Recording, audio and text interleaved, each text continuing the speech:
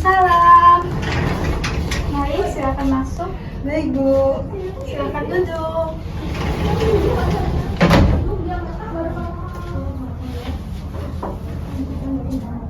Baik, saya awali. Assalamualaikum warahmatullahi wabarakatuh. Waalaikumsalam warahmatullahi wabarakatuh.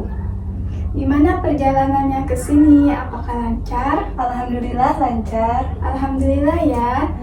Baik, sebelumnya kita memperkenalkan diri terlebih dahulu ya. Baik, Bu. Izin memperkenalkan diri ya. Nama saya Anissa Nurzurifa, biasa dipanggil Anissa, Bu. Oh, dengan Mbak Anissa ya? Iya, Bu. Baik, izinkan juga saya memperkenalkan diri. Nama saya Ingrid Pasega. Saya di sini sebagai konselor yang akan membantu kamu dalam sesi konseling hari ini.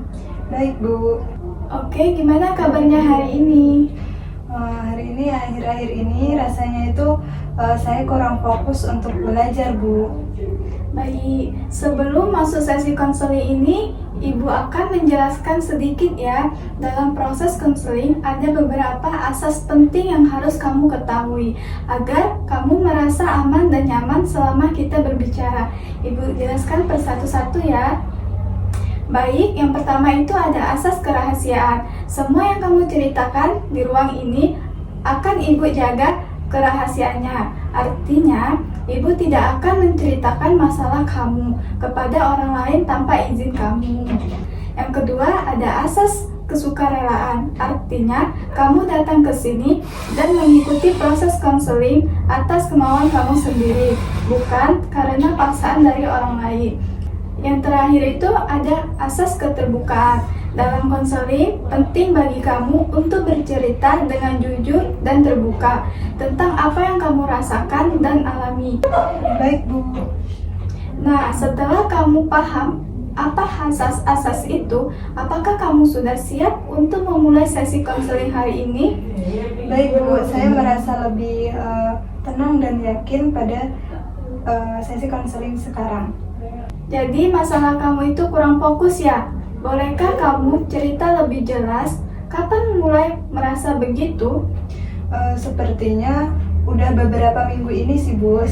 Setiap kali mau belajar pasti aja kepikiran handphone, niatnya cuma lihat notifikasi gitu, tapi ujung-ujungnya itu malah scroll TikTok atau buka yang lainnya gitu, Bu. Tahu-tahu udah 1 jam lebih. Wah, jadi kamu merasa waktu belajarmu banyak tersita oleh HP ya? Begitu? Iya, Bu, padahal tugas sekolah saya itu banyak banget, tapi susah buat nahan diri buat nggak buka handphone gitu. Saya mengerti situasi seperti itu sering dialami banyak siswa, apalagi karena HP ya sudah jadi bagian dari kehidupan sehari-hari. Tapi bagus sekali kamu menyadari dan mau datang untuk membicarakannya. Itu langkah awal yang penting. Iya, Bu, saya juga pengen berubah. Kadang saya sendiri itu kesel sama diri saya, kenapa nggak bisa kontrol. Nah, itu artinya kamu sudah punya keinginan untuk memperbaiki diri. Hari ini kita akan mencoba memahami apa yang terjadi di pikiran dan di perilaku kamu saat belajar dan bagaimana mengubahnya dengan pendekatan CBT. Pernah dengar sebelumnya? Belum pernah sih, Bu. Apa itu CBT ya? Ibu jelaskan ya, jadi CBT itu adalah salah satu pendekatan konseling yang membantu kita memahami hubungan antara pikiran, perasaan, dan perilaku. Jadi, kalau kamu sering terganggu HP, kita akan lihat dulu pikiran yang muncul, perasaan yang kamu rasakan, lalu perilaku apa yang kamu lakukan. Setelah itu, tahu polanya, kita ubah pikiran dan kebiasaan itu agar lebih positif.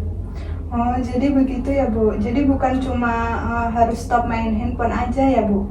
Betul sekali ya, kita bukan langsung melarang, tapi membantu kamu memahami kenapa dorongan itu muncul dan bagaimana mengaturnya dengan cara yang lebih sehat lagi. Sekarang coba kamu ceritakan kapan biasanya kamu mulai terdistraksi HP saat belajar? Biasanya sih baru 10 menit belajar aja udah mulai nggak fokus, Bu. Terus muncul pikiran kayaknya ada pesan masuk deh. Kalau nggak dicek tuh malah kepikiran terus. Baik, jadi ada pikiran pesan masuk ya. Jadi membuat kamu merasa penasaran. Nah, setelah kamu ambil atau membuka pesan itu, apakah yang terjadi? Awalnya cuma mau lihat sebentar sih Bu, tapi malah lanjut buka media sosial yang lainnya. Kadang juga itu scroll tanpa sadar. Baru sadar udah malam, tugasnya itu belum selesai. Jadi perilakunya membuka HP lalu tenggelam ke media sosial. Setelah itu perasaan kamu gimana? Rasanya itu nyesel banget Bu. Kadang sampai nangis sendiri, tapi besoknya kejadian lagi. Jadi kayak lingkaran yang nggak selesai-selesai gitu Bu. Saya paham, jadi ada rantai hubungan ya. Yang pertama itu pikiran, yang kedua itu perasaan, yang ketiga itu perilaku. Jadi pikiran kamu itu pengen sekali membuka HP saat belajar. Yang kedua itu perasaan. Perasaan kamu itu sangat penasaran saat ada notifikasi di HP. Dan yang terakhir itu ada perilaku, di mana kamu membuka HP dan men-scroll sampai ke media sosial lainnya. Jadi akibat waktu belajar kamu hilang, lalu muncul rasa bersalah. Iya Bu, itu betul banget. Itu yang saya rasakan. Bagus sekali, kamu sudah mengatakan itu. Jadi dalam CBT kita akan belajar memutuskan rantai itu, terutama di bagian pikiran dan perilaku. Kita akan latih pikiran alternatif agar perasaan dan perilaku kamu juga berubah. Sekarang coba kita bahas pikiran yang muncul saat kamu ingin buka HP. Biasanya kamu bilang ke diri sendiri itu apa?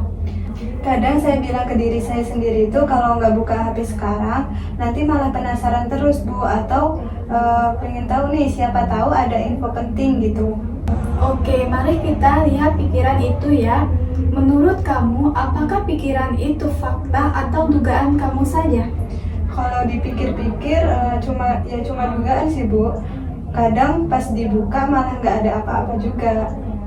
Bagus, berarti kamu sudah bisa mengkritis pikiran kamu sendiri. Sekarang coba ubah pikiran itu jadi kalimat baru yang lebih realistis. Misalnya mungkin bisa bilang nggak apa-apa kalau nggak buka HP sekarang. Pesan penting itu bisa dibuka nanti setelah belajar. Sangat bagus, itu yang kita sebut pikiran irasional pengganti. Setiap kali dorongan muncul, katakan kalimat itu dalam hati. Ini bentuk self-talk positif. Iya Bu, saya bisa coba pakai itu nanti malam sepertinya. Selain ubah cara berpikir, kita juga perlu ubah lingkungan fisik. Misalnya, di mana biasanya kamu belajar? Biasanya sih di kamar Bu, tapi handphone saya itu di meja juga. Nah, itu bisa jadi pemicunya. Coba strategi sederhana saat belajar, letakkan HP saat belajar di luar kamar. Dan aktifkan mode jangan ganggu. Iya Bu, masuk akal juga sih Bu. Soalnya kalau handphonenya ada di dekat saya, rasanya itu susah banget buat nahan. Betul, kita bantu otak dengan membuat gangguan fisik jadi lebih jauh. Sekarang kita buat latihan kecil ya. Minggu ini kamu belajar 30 menit tanpa menyentuh HP. Setelah itu boleh istirahat 5 menit untuk cek notifikasi. Setelah istirahat lanjut belajar lagi 30 menit. Bagaimana? Kayaknya sih bisa Bu. Jadi masih boleh pegang handphone tapi ada aturannya gitu. Ya, karena otak butuh adaptasi bertahap. Kalau langsung stop total, justru bisa lebih stres. Selain itu, bisa buat catatan pemantauan harian. Oke Bu, saya suka itu. Jadi saya bisa tahu progresnya juga.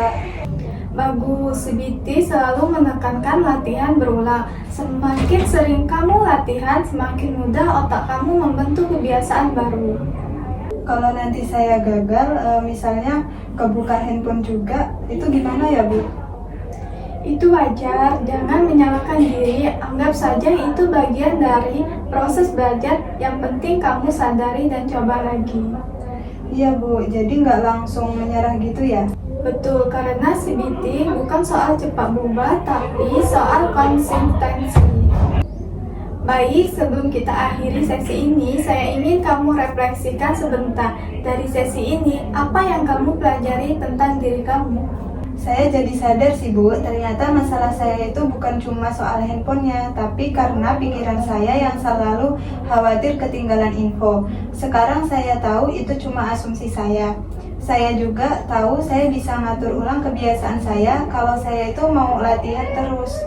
Bagus sekali ya, kesadaran itu penting. Jadi minggu ini tugas kamu 2 hal ya. Yang pertama latihan self-talk positif setiap kali muncul dorongan buka HP. Dan yang kedua itu melakukan latihan belajar 30 menit, yaitu fokus dan istirahat 5 menit selama 1 minggu.